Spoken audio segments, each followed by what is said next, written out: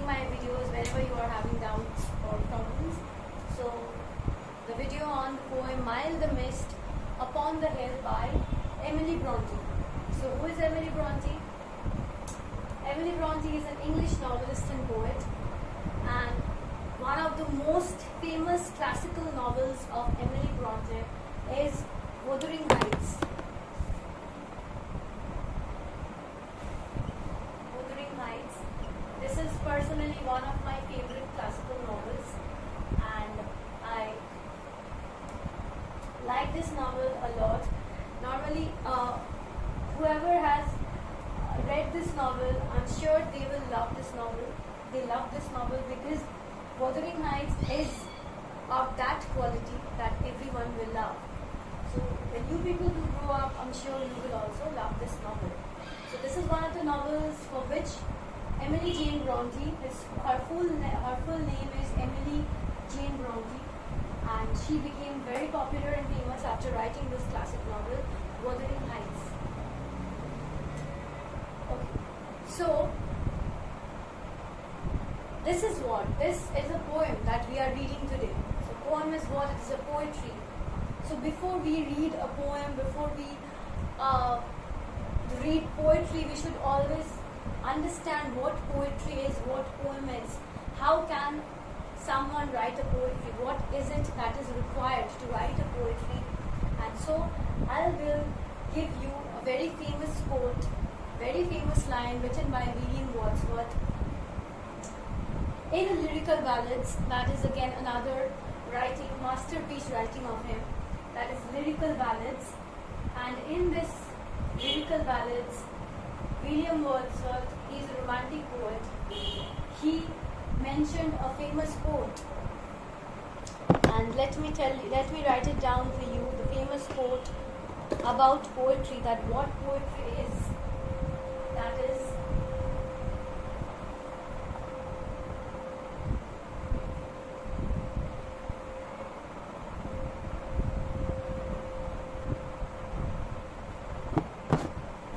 William Wordsworth said about poetry that poetry is nothing but emotion recollected in tranquility. What is tranquility? I hope you know the meaning of tranquil is something which is peaceful, serene. Tranquil place, we say peaceful, serene, S-E-R-E-N-E. So poetry is nothing but emotion recollected in tranquility. This is one of the famous lines of William Wordsworth written in his masterpiece writing Lyrical Ballads. So he is giving us the concept of poetry, that poetry is something which we write in a peaceful state of mind, in a peaceful surrounding. The ambience should be peaceful. Only then our emotions, our feelings, our deep desire, forbidden desire, or whatever longing that we have, everything can be written down in a piece of paper. When you are in a peaceful place, when your mind is in a peaceful state. So emotion recollected in tranquility. That is what poetry is. When you are in a peaceful state, all your emotions come out. You feel a lot of things, and then you write down your feelings spontaneously in a piece of paper. That is what poetry is. And in this poem, Mile the Mist Upon the Hill by Emily Jane Bronte, we will see that how aspects of nature, that is mist upon the hill, how that natural aspect takes her back to her earlier days, to her young days, her teenage days, where she used to spend life with her father under a sheltered roof. So this Mile in the Mist Upon the Hill is the image of a beautiful landscape, the image of a beautiful hill, and on the top of the hill there are soft mists as in fog, there are soft mists that are lying upon the hill, and seeing that beautiful image, and maybe in that countryside, maybe in a countryside Emily Bronte was living, and in that evening, on that evening, when she saw that mild, when she saw the mild mist upon the hill, all the memories came back, all the happy memories of his youth came back, and he started writing, and she started writing down his feelings in the form of this poetry, Mild the Mist Upon the Hill. She became nostalgic, she went down the memory lane, and she started writing the poem, that is Mild the Mist Upon the Hill. So we will find in this poem, when I'll start this poem, you will see that all her emotions, her suppressed emotions, feelings, pain, sorrow, everything has been written down in the poem in the form of words. So let us just read the poem, Mild the Mist Upon the Hill. So I hope this poetry, how a poetry is formed, what is the concept of poetry, why do someone writes a poetry, and how has it been written, how has it been written, everything, that is the reason. This is the reason that emotion we collected in tranquility.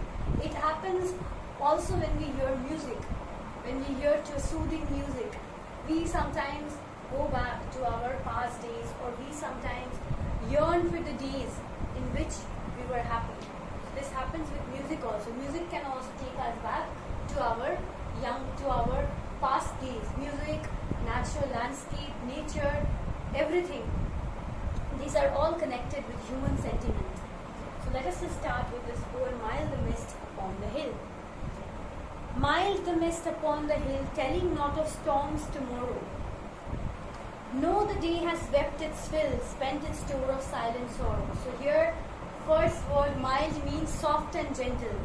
So Emily Jane Bronte, she is staying in a place where she can find hill, where there is a hill, beautiful hill, and on the top of the hill there are soft mists, soft fogs lying upon that hill, and the hill is blue in color. So seeing that beautiful image of the hill with soft mists upon the hill, and that mist is saying something to the poet Emily Jane Bronte. What is it saying? Telling not of storms tomorrow, that whatever sorrow, whatever pain she had suffered, the sufferings are gone. There will be no storms tomorrow, which means there will be no pain tomorrow for her. Tomorrow will be a new day for her, where there will be no pain, no suffering, nothing. So that mild the mist, that soft, gentle mist upon the hill, seeing that image, Emily Jane Bronte is thinking that her sorrows and the pain, sorrows and pains have ended, and it is signaling, it is indicating, the smile, the mist is giving that indication that your sorrow and your pain has ended. Tomorrow will be a new day without a storm, without a pain. No, the day has wept its fill. Wept means cried. Spent its store of silent sorrow. So throughout the day it has wept, which means throughout the day it has rained. And now it is a charming evening.